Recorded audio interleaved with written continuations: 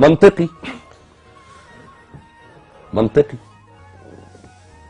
لما يبقى يتيم وأمي ويبقى سيد العالمين، منطقي الحساد هتكتر والعدا والكارهين، واللي هيقول لك ده شاعر، واللي هيقول لك ده ساحر، واللي هيقول لك ده كافر، واللي يكتب واللي يرسم واللي يكذب واللي يشتم. منطقي.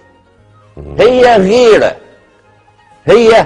غيرة زي غيرة الوليد بن المغيرة. مش كان هيسلم بس حاجة في نفسه حكت، كبر وخلى نفسه شكت. اصل ده الكبر ده اكبر خطر. بس يعني الجنة تعمر وحدها، حبة في الجنة ونعيمها وحبة في سقر. منطقي.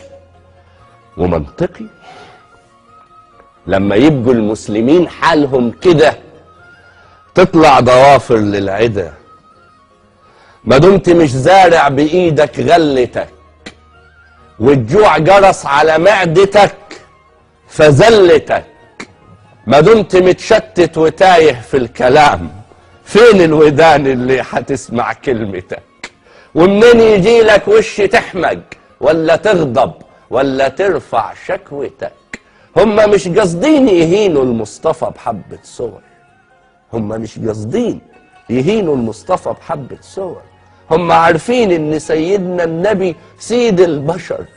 هما قاصدينك وقاصديني وقاصدين كل جيلنا، وطول ما نتشتت ونتفرج وبنداري الحجايج لسه ياما راح يجيلنا. هما لو كانوا حضروه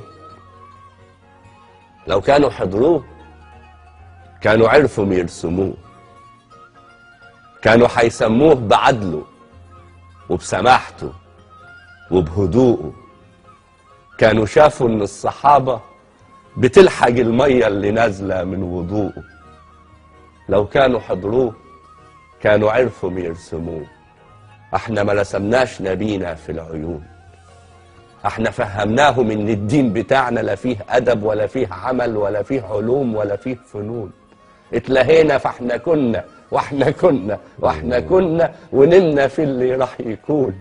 بس احنا فوقنا بجد اسفين لك، احنا فوقنا بجد اسفين لك وراجعين لك. شعبك نشيط عامل وصافي وتقي زيك يا سيدنا النبي يا ابو قلب طاهر نقي.